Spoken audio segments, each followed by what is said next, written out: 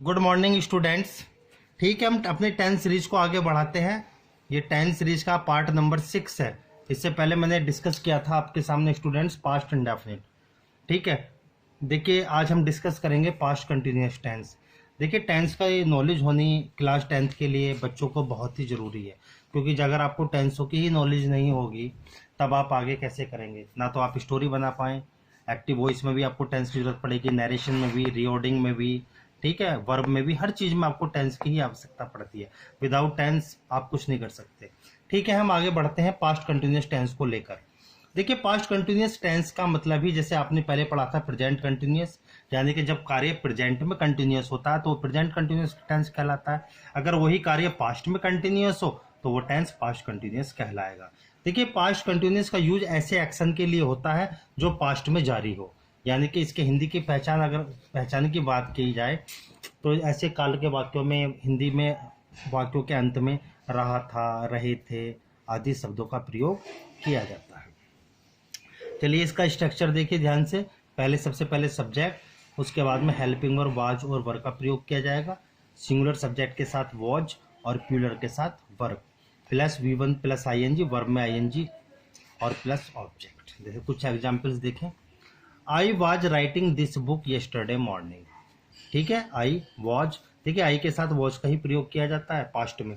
जैसे प्रेजेंट में आप आई के साथ एम लगाते हो ना, और पास्ट में आई के साथ वॉज लगता है। I was writing this book yesterday morning. I, ठीक है, दे अपने आप में प्यूलर है तो प्यूलर वर्ब आ गई। They were reading a notice. Third example देखिए, the students were solving the sums. देखिए पोजीशन, कभी कभी प्रेजेंट कंटिन्यूअस और पास्ट कंटिन्यूअस में पोजीशन भी बताई जाती है। जैसे कोई, अगर मैं आपसे कहता हूँ वह कुर्सी पर बैठा हुआ था, ठीक है, पक्षी पेड़ पर बैठा हुआ था, यानी कि सब्जेक्ट की पोजीशन बताने के लिए। जैसे बैठा था, बैठा हुआ था, लेटा हुआ था। ठीक है, ऐसे में ऐसे टेंसों को भी आप कंटिन्यूअस टेंस में ही बनाते हैं, ट्रांसलेट करते हैं। जैसे हम पार्क में बैठे हुए थे, यानी कि बैठे हुए थे, तो हम क्या, इसकी इंग्लिश क्या बनेगी, we were sitting in the park. बात समझ में आई। The train was standing at the station, यानी जैसे ट्रेन जो है स्टेशन पर खड़ी हुई थी, तो the train was standing at the station. ये बात थी अफर्मेटिव टेंस की। अब आगे चलते हैं निगेटिव। देखिए निगेटिव में क्या करना है आपको, हेल्पिंग वर्ब वाज और वर्ब के बाद में आपको नॉट ऐड करना है। जैसे Payal was not singing a song. Second tense देखिए, they were not solving the sums.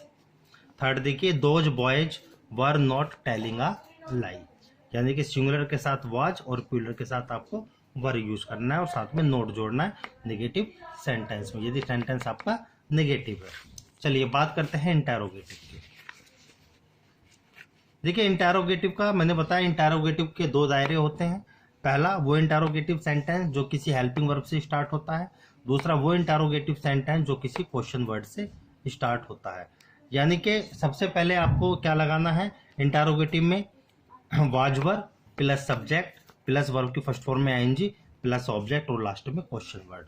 लेकिन सेकंड ये स्ट्रक्चर रह गया शायद। दूसरा क्वेश्चन वर्ड लगेगा, उसके बाद में आप हेल्पिंग वर्ब वाज और वर्ब का प्रयोग करेंगे, वाज और वर्ब। उसके बाद में सब्जेक्ट, फिर वर्ब में आईएनजी, उसके बाद में ऑब्जेक्ट और लास्ट में क्वेश्चन मार्क। ठीक है स्टूडेंट्स, ठीक है। एग्जाम्पल्स देखिए इसके। जैसे पहला example, was she learning the computer, interrogative marks, helping verb से स्टार्ट हुआ। सेकंड एग्जाम्पल देखिए, was the blind man standing on the road, question mark. Third example देखिए, was he laughing at you, were you solving the sums. ठीक है, plural subject है तो plural verb, singular subject है तो singular verb.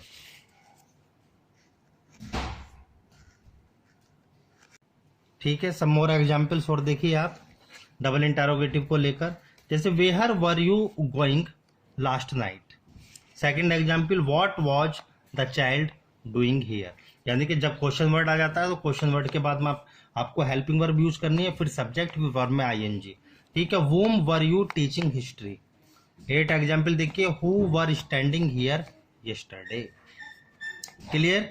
ये थी बातचीत हमारी पास्ट कंटिन्यूस टेंस को लेकर। इजी टेंस है, ठीक है। मैं कोशिश करूंगा जल्द से जल्द हमारे टेंस खत्म हो और उसके बाद हम नया टॉपिक शुरू करें, ठीक है। नेक्स्ट टॉपिक हमारा, मैंने आज पास्ट कंटिन्यूस के साथ साथ आपको पास्ट परफेक्ट भी दे दिया है। बड़े ध्यान से समझे, पास्ट परफेक्ट स्टार्ट कर रहा हूँ। पास्ट परफेक्ट का स्ट्रक्चर समझे। देखिए, subject plus head plus V3 plus object. जब हम पास्ट परफेक्ट की बात करते हैं तो यानी कि पास्ट में कोई कार्य समाप्त हो जाता है, तब हम सिंगुलर और प्लूरल दोनों ही सब्जेक्ट के लिए हेल्पिंग वर्ब हेड का ही प्रयोग करते हैं और उसके बाद में वर्ब की थर्ड फॉर्म ही आती है, ठीक है, प्लस ऑब्जेक्ट। जैसे कुछ एग्जाम्पल देखिए, Ritu had already gone, had आया और ठीक है वर्ब की third form. The train had arrived by 7 o'clock। देखिए 7 बजे तक, जब इसमें तक का सेंस आए 7 बजे तक, 8 बजे तक, सुबह तक, शाम तक, या तो हम बाई का प्रयोग करते हैं या फिर हम टिल लगा सकते हैं। She had returned home by the sunset, ठीक है। सब्जेक्ट हमारा सिंगुलर हो चाहे प्लूरल हो, आपको हेल्पिंग वर्ब हेड का ही प्रयोग करना है प्लस वर्ब की third form. Next, Dhoni had scored 100 runs by lunch time, यानी कि लंच टाइम तक धोनी ने कितना स्कोर कर लिया था, 100 रन्स का, ठीक है। मैंने बताया तक के सेंस में आप बाई का भी यूज करेंगे और चाहो तो टिल भी लगा सकते हो। बात समझ में आई। लेकिन ये पास्ट परफेक्ट थोड़ा कंफ्यूज करता है, बच्चे गलतियां करते हैं, इसे थोड़ा डिटेल में पढ़ा रहा हूं मैं, डिटेल में समझें। देखिए, पास्ट परफेक्ट में 2 कार्यों का वर्णन किया जाता है। पहले 2 कार्य होंगे, यानी कि फर्स्ट वर्क और सेकंड वर्क। पहला कार्य जो होगा उसे आप पास्ट परफेक्ट टेंस में ही बनाएंगे, लेकिन जो सेकंड वर्क होगा, दूसरा कार्य, उसे आप बनाएंगे पास्ट इंडेफिनिट टेंस में। याद रखना, पहला कार्य पास्ट परफेक्ट में बनता है, दूसरा पास्ट इंडेफिनिट टेंस में बनता है। देखिए, इसमें 2 शब्दों का प्रयोग होगा, जैसे हम यूज करते हैं बिफोर और आफ्टर। पहले के लिए बिफोर और बाद के लिए आफ्टर। इस स्ट्रक्चर को थोड़ा सा आप समझ लें। यदि बात किसी भी टेंस में बिफोर का यूज है तो बिफोर वाला टेंस में पहली क्लोज बनेगी पास्ट परफेक्ट में, उसके बाद बिफोर आएगा और सेकंड क्लोज बनेगी पास्ट इंडेफिनिट में। अगर वो टेंस आफ्टर वाला है तो आफ्टर वाले में पहली क्लोज बनेगी पास्ट इंडेफिनिट टेंस में, ठीक है। आफ्टर वाले में पहली क्लोज पास्ट इंडेफिनिट में और आफ्टर के बाद वाली क्लोज पास्ट परफेक्ट में। बात समझ में आई। फॉर एग्जाम्पल, जैसे मैंने पहला एग्जाम्पल आपके सामने लिखा, mother had cooked the food before I reached home. देखिए, पहली बिफोर वाली क्लोज है, मेरे घर पहुंचने से पहले माताजी खाना बना चुकी थी, ठीक है। तो पहले काम क्या हुआ, माताजी ने खाना बनाया, तो ये बिफोर वाली क्लोज है। तो पहले देखिए, मैंने पास्ट परफेक्ट में इस क्लोज को बनाया, mother had cooked the food, फिर बिफोर से जोड़ा और बिफोर के बाद में कौन सी क्लोज बनेगी आपकी, पास्ट इंडेफिनिट की, आई रीच्ड होम। आपको पता है पास्ट इंडेफिनिट आप पढ़ चुके हो, उसमें वर्ब की सेकंड फॉर्म लगती है और नेगेटिव में डिड का प्रयोग होता है, ठीक है। आगे देखिए, the patient had died before the doctor came, ठीक है। ये पहली पास्ट परफेक्ट में, तो उसके बाद में बिफोर का यूज हुआ तो दूसरी क्लोज किस में चली जाएगी, पास्ट इंडेफिनिट में, यानी कि डॉक्टर के आने से पहले रोगी मर चुका था। The train had started before I reached station. देखिए, बिफोर से पहली वाली क्लोज पास्ट परफेक्ट में गई, subject plus head plus verb की थर्ड फॉर्म, और बिफोर के बाद वाली क्लोज किस में चली गई, पास्ट इंडेफिनिट में। चलिए स्टूडेंट्स, इसके और एग्जाम्पल देखिए आप, Ritu locked the room after I had gone. देखिए, अब मैंने बात क्या करी, पहले बिफोर वाली क्लोज का एग्जाम्पल दिया, मैं आफ्टर वाली क्लोज का एग्जाम्पल आपको दे रहा हूं। देखिए, आफ्टर वर्ड का यूज हुआ तो आफ्टर से पहली वाली क्लोज हमेशा किस में बनती है, पास्ट इंडेफिनिट में। मैंने लिख दिया, ये पास्ट इंडेफिनिट में बनी है, सब्जेक्ट प्लस वर्ब की सेकंड फॉर्म, और आफ्टर के बाद वाली क्लोज किस में चलेगी, पास्ट परफेक्ट में, यानी कि subject plus head plus verb की थर्ड फॉर्म। बात हुई clear. I took T after you had gone, तो आफ्टर से पहली वाली क्लोज पास्ट इंडेफिनिट में, सब्जेक्ट वर्ब की सेकंड फॉर्म, और आफ्टर के बाद वाली क्लोज सब्जेक्ट प्लस वर्ब की थर्ड फॉर्म पास्ट परफेक्ट में चली गई। लास्ट एग्जाम्पल देखिए, the robbers ran away after the police had come. After का प्रयोग हुआ, आफ्टर से पहले पास्ट इंडेफिनिट और आफ्टर के बाद वाली क्लोज हमेशा किस में जाएगी, पास्ट परफेक्ट में, यानी कि subject plus head plus verb की थर्ड फॉर्म। अब चलिए, ये बात थी अफर्मेटिव की, निगेटिव टेंस को थोड़ा सा समझते हैं। देखिए, अगर निगेटिव टेंस की बात आती है तो नेगेटिव का स्ट्रक्चर भी दो कार्य वाला वर्णन मिलेगा इसमें भी, तो आपको हेड नोट का प्रयोग करना है। हेड के साथ वर्ब की, हेड के साथ नोट और वर्ब की थर्ड फॉर्म तो आपको लगानी ही लगानी है। ठीक है, अगर बिफोर वाला सब्जेक्ट सेंटेंस है तब आप हेड नोट लगाएंगे, यानी कि अगर आपको क्लोज पहली पास्ट परफेक्ट मिले बनाने के लिए, अगर आपको टेंस आफ्टर वाला मिले तब आपको पास्ट इंडेफिनिट में बनानी पड़ेगी। पास्ट इंडेफिनिट में आपको पता है कि नेगेटिव टेंस में हम किसका यूज करते हैं, डिड नॉट का। एग्जाम्पल्स देखते हैं। My father had not come home till yesterday, ये सिंपल टेंस दिया मैंने आपको। My father had not come home till yesterday, had के साथ नोट का प्रयोग। सेंटेंस नंबर 2 देखिए, the wolf had not come in the village before the sun rose. तो बिफोर से पहली वाली क्लोज किस में चलेगी, नेगेटिव है, हेड नोट लग के पास्ट परफेक्ट में, और बिफोर के बाद वाली क्लोज पास्ट इंडेफिनिट में। Very good. Next example, the girls had not danced before the minister केम। देखिए बिफोर से पहले वाली क्लोज किस में चलेगी आपकी, पास्ट परफेक्ट में, सब्जेक्ट हैड प्लस नॉट, और बिफोर के बाद वाली क्लोज किस में चलेगी आपकी, पास्ट इंडेफिनिट में। इसे आपको नेगेटिव बनाना है। बिफोर या आफ्टर वाले के बाद की जो भी क्लोज है वो जैसी है सेम ऐसी बनेगी। नेक्स्ट देखिए, we did not go to school after the bell had rung. बात समझ में आई। अब ये क्लोज पहुंच गई आपकी आफ्टर के बाद, यानी कि घंटी लगने के बाद। समझ में आई, हम स्कूल नहीं गए थे। बात समझ में आई, तो हम स्कूल नहीं गए थे, आफ्टर वाली क्लोज। आफ्टर से पहले मैंने टेंस किस में बनाया, पास्ट इंडेफिनिट में, और पास्ट इंडेफिनिट का टेंस नेगेटिव है तो डिड नॉट का प्रयोग होगा प्लस वर्ब की फर्स्ट फॉर्म। आफ्टर के बाद वाली क्लोज किस में चलेगी, पास्ट परफेक्ट में। बात समझ में आई। नेक्स्ट देखिए, इंटरोगेटिव।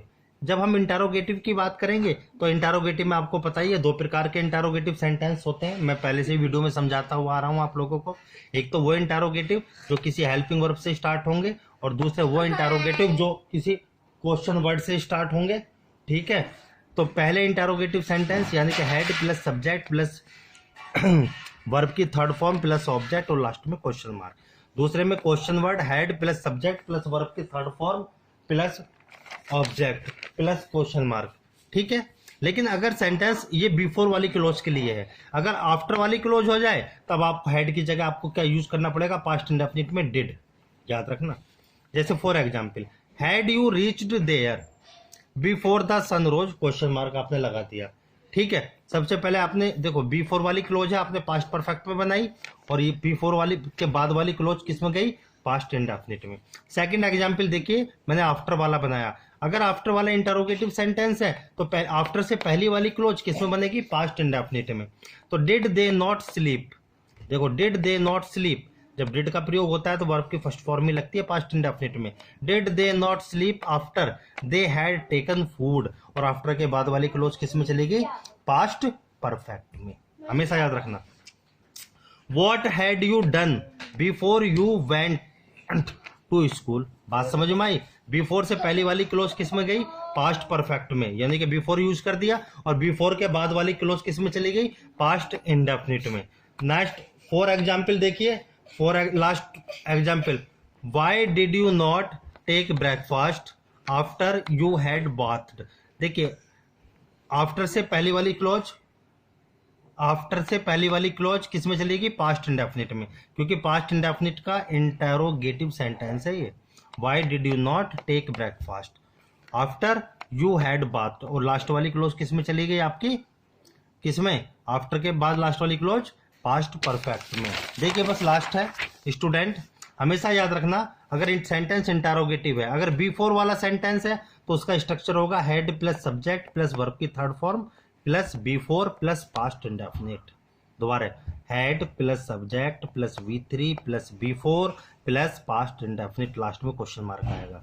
अगर आफ्टर वाली क्लोज आ जाए तो पहले डिड फिर सब्जेक्ट फिर V1 यानी कि वर्ब की first form plus after plus past indefinite. Thank you students.